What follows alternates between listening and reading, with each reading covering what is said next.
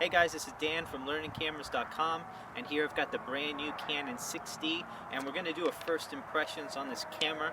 Now originally when I had taken a look at this camera back when the specs had come out, I had gotten some negative criticism from people saying I was kind of unfairly criticizing it for some of the things like the focus points and the single card slot and things like that when I didn't know how the camera performed. Well, now it's out, now we've got it, we're going to put it to the test. Full review coming up. This is a first impression, so I want you guys to notice a couple little things while I'm working on the review. I know this is a big camera that's coming out right at the holidays, and there's a couple things that you should know about. Now, originally when you first pick up this camera, it feels a lot like the Canon 60D. I liked that camera. I had it for a while. It felt good. So overall, the camera feels great in the hand. Not quite as good as like a 7D. You can tell that some of the parts are plastic, but it definitely feels good in the hand. Definitely worthy of its price caliber. I feel fine with it holding up to everything. Now it does have more of a squared look, which is a little bit interesting, even more than Canon's other cameras. Kind of reminds me of like the A900 from Sony way back in the day. So, but it's fine like that, not a problem at all. Now some of the menus, they're a little bit easier to see. The layout is nice, but I will say there are a lot of different columns in there. This can be very confusing. A lot of the columns only have, two menu items on there, so I don't know why Canon did that. They could have combined a couple of those, and the menus probably would have looked a little less intimidating. Now, the lock button on this, I don't know what it is, but the lock button right at the top is much better on this camera than any other camera that Canon puts out with the lock on it. Much easier to press. I finally don't hate having the lock button on this camera. Plus one for a couple things. It does have lens control, so you can control the focus. If it is close focusing or far focusing a little bit, you do have that adjustment. Also, you have nice magnification options on here, more like what you would see on the 5D Mark III for controlling exactly where it zooms into the image after you've taken the picture. Great to see that on a camera like this. Now, I can't seem to be able to name the files. This is a big deal to me. If you had two of these cameras, you're going to have some issues with file naming. You're not going to like that. So that was one disappointment that I did see. One thing I do like, the bracketing. It is able to bracket at 2, 3, 5, and 7 different frames automatically, so that you can merge those into an HDR in post.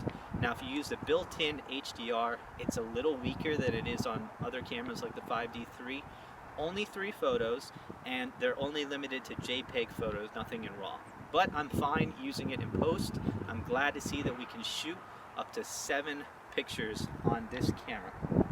Now, the depth of field preview button, I like to program that to switch between one shot and servo. It's almost impossible to press on this camera. It's very far away. It's tough to reach from where it is, and it's very small and very difficult to press. I would have liked to see that a little bit bigger, more like the 5D III, where it's very easy for you to hit. No white balance button on this camera, and for whatever reason you cannot program the set button like you can on most other cameras to react to change the white balance. You can change the settings, just not to the white balance. I'm not sure why, but I'm disappointed, and there's basically no easy access to white balance other than hitting the Q button.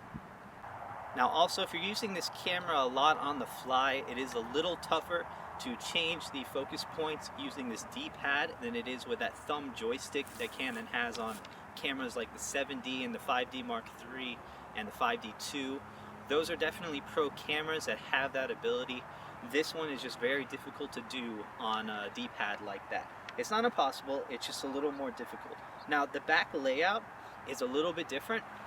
When you take a look at the screen and take a look at some of the options, they're laid out differently. I like the layout. It's just something new to learn on that. Now, onto the AF. This is a big criticism point for Canon on this one. 9 points, only the center is cross type, typical of what you see in more of your consumer grade cameras, not what you see in the 7D, nowhere even close to the 5D Mark III, and not even close to what Nikon has put out in the D600 for the same price. I will say too, these focus points are all in the center.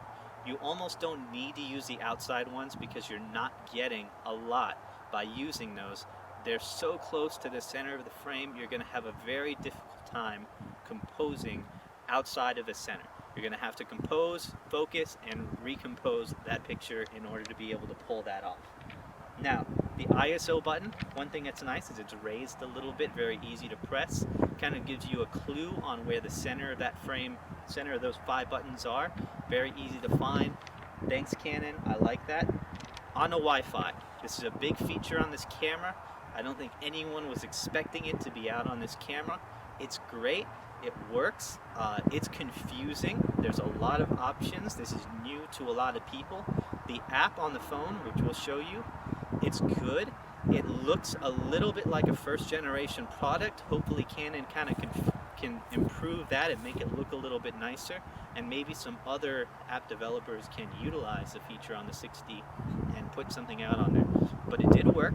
I was able to take shots, change my settings to be able to monitor the camera directly from my cell phone. That was a nice option to have. I'm glad to see it's there. You can do it on other cameras, but you're going to have to add on a Wi-Fi module. Now GPS is also included on this camera. I don't see as much of a need for that. You're probably not going to want to GPS tag all of your images because, first of all, it's going to be limited in how it works inside. You're not going to get a good GPS signal in there, and also when you're doing it, it's going to use up a little bit more battery. So it's in there, it's not bad, it's disabled by default. You might not want to give away your location depending on where you're shooting as well. So it is disabled and it's there. Now, another thing, no flash on this camera. Okay, here's where we start to lose some people on this one. You do not want to take a flash with an you do not want to take pictures with an on-camera flash because it's not flattering. We all know that. Let's not talk about it anymore. You can use a flash on these cameras to assist with your focus, to trigger other flashes, or if you have nothing else and this is all you have with you, this is aimed at more of your consumer travel camera. An on-camera flash is better than no flash sometimes. Nikon can bring it out on their D600. I don't know why Canon has left it out on this one. I'm not surprised they left it out on the 5D3. Remember, Nikon also brought it out on the D800. So I would have liked to see it on this camera. Not surprised on the 5D3. Most people with that camera are going to carry around an off-camera lighting setup. This is more of your smaller travel portable camera. It would have been nice to see it for some of the uses on there. You can use it just for a little bit of fill flash. Obviously it doesn't look great, but you can use it for other purposes like triggering off-camera flash or focus assist. So that's the basics on the camera. Overall, the image quality has been good.